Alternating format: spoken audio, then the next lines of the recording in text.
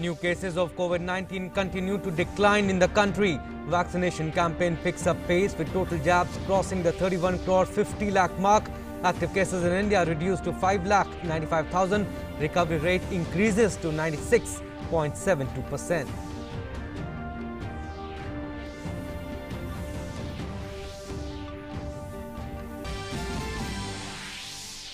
Union Health Secretary writes to 8 states and union territories to take up immediate containment measures, including preventing crowds, conducting widespread testing as well as increasing vaccine coverage on a priority basis, asking them to take steps to prevent the spread of Delta Plus variant of COVID-19.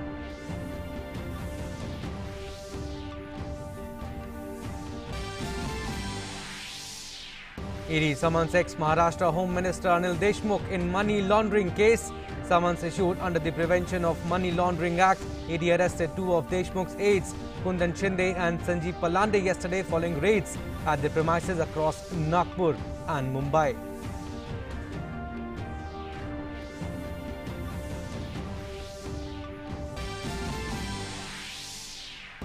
Government announces tax exemption for expenditure on COVID-19 treatment. Ex-gratia received grants further extension in timelines of compliances. Deadline for mandatory linking of Aadhaar with PAN extended till September 30th from June 30th.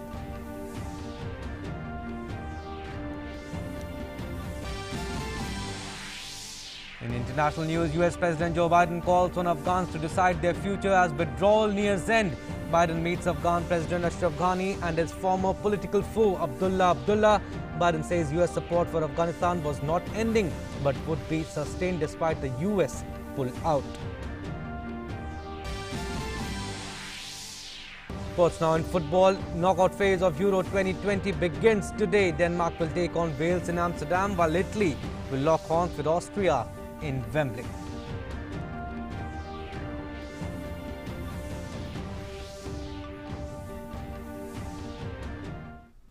Namaskar, I'm Abhishek Mahajan. Let's start with our top story. The government has exempted tax on expenses incurred on COVID treatment of an employee borne by employers or any other person for financial year 2020 and later. The Finance Ministry notified that exemption is applicable to any amount paid by the employer and limited to rupees 10 lakh if received from any other person. The move comes as a relief to hundreds of taxpayers affected by the pandemic. The government added that any ex gratia amount received by family members of individuals who died due to COVID would be exempted from the income tax. There is income tax concession for payments towards COVID-19 treatment or death. Amount paid for the medical treatment to an employee by an employer or to any person by any other person on account of the treatment of COVID for the financial year 1920 and subsequent year would not be taxed in the hands of the employee or any person receiving the benefit. Ex gratia payment by an employer to an employee's family or by any person to any other person's family on the death of the employee or any other person on the account of COVID for the financial year 1920 or subsequent year would be exempt from tax. Ex gratia payment from any other person is to be restricted to rupees 10 lakh. Further, the government has extended several deadlines for income tax compliances in wake of COVID-19 pandemic. Deadline for mandatory linking of Aadhaar with permanent account number or PAN has been extended for the further period of 3 months till September 30th, and it was earlier extended till June 30th. The last date for employers to furnish tax deducted at source or TDS certificate in Form 16 to employees by employers has been extended till from July 15th to July 31st. Also, the due date for furnishing TDS statement for the last January to March quarter of 2020-2021 has been extended to July 15th from June 30th. Besides, the payment deadline for Vivad Se Vishwas Direct Tax Dispute Resolution Scheme has been extended by 2 months till August 31st. However, taxpayers can make payments till October 31st with additional amount of interest. Well, moving on to our next story, Union Health Secretary Rajesh Bhushan wrote a letter to Chief Secretaries of 8 states and Union Territories asking them to take up immediate containment measures, including prevention crowds, conducting widespread testing as well as increasing the vaccine coverage on a priority basis in districts where the Delta Plus variant of COVID-19 has been detected. In a letter to Tamil Nadu, Rajasthan, Karnataka, Punjab, Andhra Pradesh, Jammu and Kashmir, Gujarat and Haryana, the Health Secretary urged them to ensure that adequate samples of people who test positive for COVID-19 are promptly sent to the designated laboratories of Indian SARS-CoV-2 Genomic Consortia so that clinical epidemiological correlations can be established. The letter even asked to take immediate containment measures in districts where cases of patients infected with the Delta Plus variant of COVID-19 has been found. Bhushan in his letter said widespread testing, prompt tracing and vaccine coverage on a priority basis is necessary. And India continues to see decline in COVID-19 cases. The country has registered 48,698 new cases that have been reported across the country in the last 24 hours. With this, India's active caseload has declined to 5,95,565, which is less than 6 lakh after 86 days. Active cases currently constitute 1.97% of total cases. Also, 2,91,93,085 recoveries have been reported across the country. So far, out of this, 64,818 patients recovered during the last 24 hours.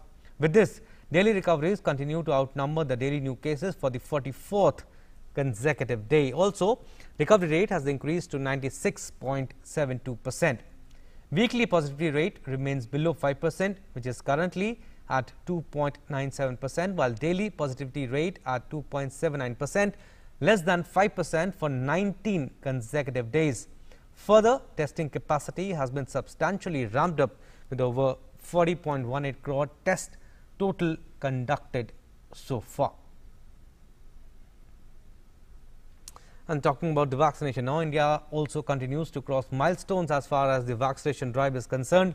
In total, 31.50 crore vaccine doses have been administered so far under nationwide vaccination drive, and out of this, more than 61.19 lakh people were vaccinated in the last 24 hours.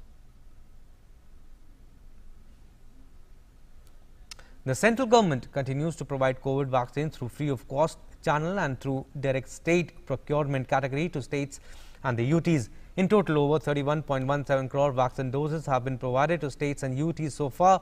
Of this, the total consumption including wastages is around 29.71 crore. Over 1.45 crore COVID vaccine doses are still available with the states and the UTs to be administered. Furthermore, over 19.10 lakh vaccine doses are in the pipeline and will be received by the states and the UTs within the next 3 days. Next story now, Lahaul Spiti has become the first district in the country to administer first dose to all eligible population, and besides this, Himachal Pradesh takes lead in COVID vaccination drive, completing vaccination of 49.7% population.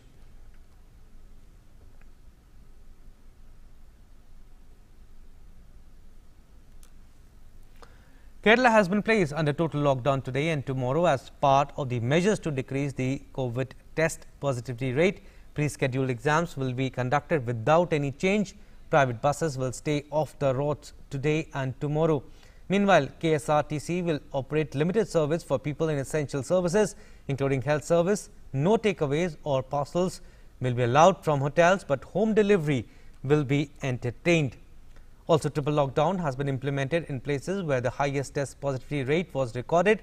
At the same time, lockdown relaxations will continue from Monday onwards. Banks and other financial institutions will be operational on Monday.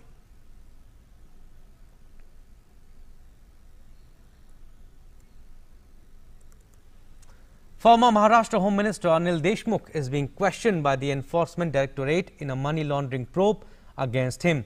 The ED had summoned him under the Prevention of Money Laundering Act. The central agency had yesterday night arrested his personal secretary Sanjeev Palande and personal assistant Kundan Shinde after it carried out raids against them and Deshmukh in Mumbai and Nagpur. Sanjeev and Kundan also expected to be produced in the court today. Deshmukh had earlier been questioned by Central Bureau of Investigations in connection with the case, although Deshmukh has already appealed against the FIR filed by the CBI, on which decision remains reserved. The ED probe into Deshmukh's financial transaction is in line with the CBI probe into former Mumbai Police Commissioner Parambir Singh's allegations of corruption against the NCP leader. Deshmukh has denied the allegations. Moving further, in Maharashtra, Central Railway has restored Mumbai-Pune Deccan Express special train services with a Vista Dome coach from today. CPRO Central Railways has said that the air-conditioned coach has glass panels on the roof and have large windows. He added that seats can rotate up to 180 degrees. Passengers say they are glad that Vista Dome coach offers unhindered views of valley, river, waterfalls and much more on the Mumbai-Pune route.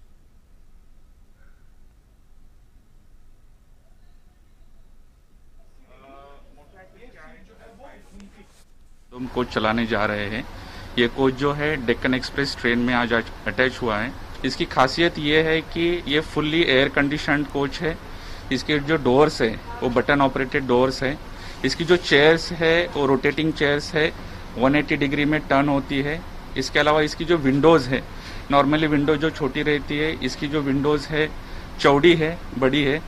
इसके अलावा इसका जो glass roof top है ये transparent है और translucent भी है। इसके साथ साथ इसमें जो 4 सीसीटीवी कैमरास लगे हैं, इसके ऊपर हम पब्लिक इंफॉर्मेशन जो है वो डिस्प्ले कर सकते हैं। Moving further, Prime Minister Narendra Modi will address his monthly radio program Mann Ki Baat and share his thoughts with the people in the country and abroad through the All India Radio at 11 a.m. tomorrow. It will be the 78th episode of the monthly radio program.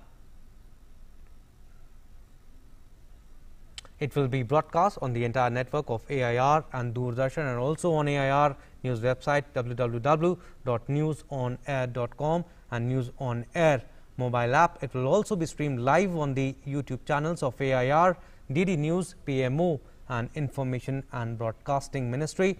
AIR will broadcast the program in regional languages immediately after the Hindi broadcast. International news now. US President Joe Biden met Afghan President Ashraf Ghani and his former political foe Abdullah at the White House in Washington. During the meeting, Biden called on Afghans to decide the future of their country as the last US troops pack up after 20 years of war and government forces struggle to repel Taliban advances. Biden said the US support for Afghanistan was not ending but would be sustained despite the US pull out. The partnership between Afghanistan and the United States is not ending. It's going to be sustained. And, you know, our troops may be leaving, but support for Afghanistan is not ending in terms of support and maintenance of their helping maintain their military as well as economic and political support. Afghans are going to have to decide their future, what they want, but it won't be for lack of us being helped. There's going to be and the senseless violence that has to stop, but it's going to be very difficult. But we're going to stick with you. Ashraf Ghani said that Afghanistan and the US are entering into a new chapter of a relationship where the partnership with the US would not be military. President Biden's decision has been historic. It has made everybody recalculate and reconsider. We are here to respect it and support it. We are entering into a new chapter of our relationship where the partnership with the United States would not be military, but comprehensive regarding our mutual interest. And we're very encouraged and satisfied that this partnership is taking place. Well, moving further, the Financial Action Task Force has refused to take Pakistan out of the grey list yet again. It said Pakistan had failed to take appropriate action against UN-designated terrorists such as 2611 accused Hafiz Saeed and Jaish-e-Mohammed chief Masood Azhar. Although the global anti-money laundering and terror financing body said the country should continue to work to address its strategically important deficiencies. FATF President Marcus Plyer said the decision was taken at the conclusion of the virtual plenary of the Paris-based organization. It has asked Pakistan to take action against UN-designated terrorists, including Jaish-e-Mohammed chief Masood Azhar, Lashkar-e-Taiba founder Saeed and its operational commander Zakir Rahman Lakhvi. Now let's take a look at development in Syria happened during this week. Joint Secretary Prakash Gupta has expressed concerns over the involvement of external players in Syria that has led to an increase in terrorism in the country. And speaking at the United Nations Security Council meeting on Syria, Gupta said long-term security and stability of the region can be achieved only by preserving the sovereignty and territorial integrity of Syria. We have been consistently calling for enhanced and effective humanitarian assistance to all Syrians throughout the country without any discrimination, politicization, or any preconditions. What we need immediately is an active engagement that is consistent with sovereignty, independence, and territorial integrity of Syria, and that addresses the urgency of the humanitarian issues to alleviate the sufferings of the Syrian people. We need concrete steps to address hurdles that are obstructing the functioning of both cross-border and cross-line operations, especially as we are barely few weeks away from the mandate renewal deadline for the humanitarian aid mechanism resolution.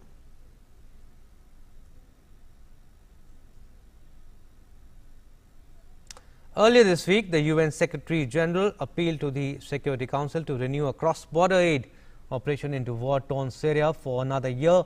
In his address to the 15-member body, Antonio Guterres warned that a failure of not renewing cross-border terrorism would be devastating for millions of people.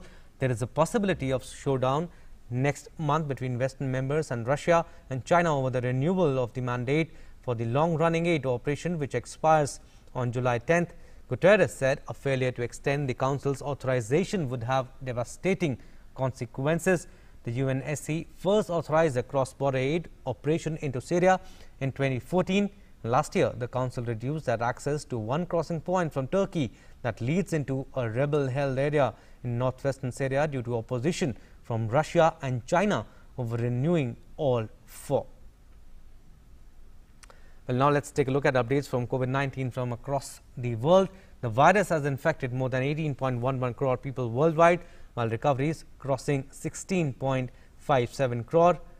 COVID-19 has claimed over 39.24 lakh lives globally, and the US continues to remain worst affected with the disease with more than 3.44 crore cases so far. The country's fatalities have surpassed 6 lakh and 19,000. Bangladesh now. Bangladesh government has announced a week-long countrywide lockdown in a bid to cope up with the sharp rise in the cases of COVID-19 infection. The lockdown will come into force from Monday. Under the new restrictions, all government and private offices will remain closed. No vehicles will be allowed to operate except for emergency and the medical services also. General movement of people will also be restricted. While this will not be applicable to media people working in the organization, the country has registered over 8,78,000 cases of the disease with more than 13,000 fatalities.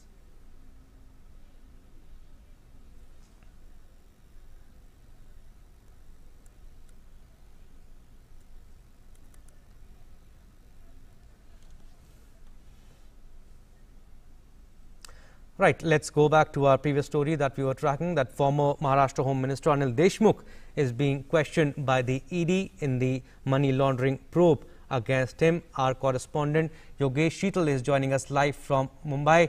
Well, Yogesh, what latest can you tell us?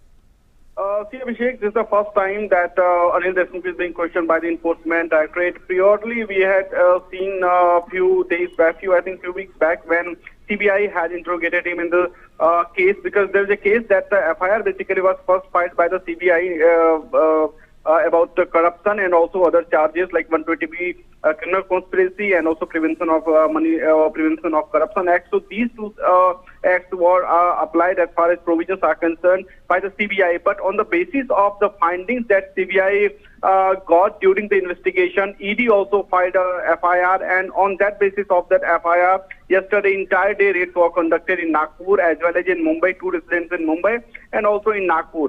And following that, it is believed that some strong evidences have been surfaced, and Enforcement Directorate have seized those evidences. On the basis of the evidences, 2 arrests also made, personal secretary as well as personal assistant. These 2 people have been arrested by the allegedly arrested. It is not clear whether they are detained or they are arrested. If they are arrested, they will definitely be produced before the court today. So, on the basis of the evidences that have been gathered by the ED, Anil Deshmukh has been asked to appear before the agency.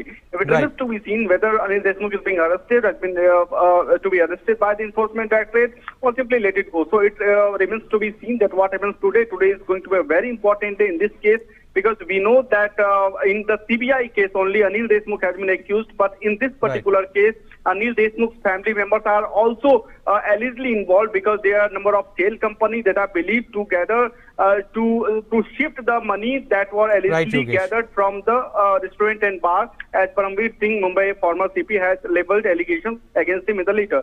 So it remains to be seen that what happens today. Today is going to be very important in this case. Absolutely. Like you said, today will be a very, very crucial day, and Anil Deshmukh has completely denied the allegation. Thank you, Yogesh, for giving us your vital inputs. Well, that's all we have in this news bulletin. Stay tuned for more news and updates. Namaskar.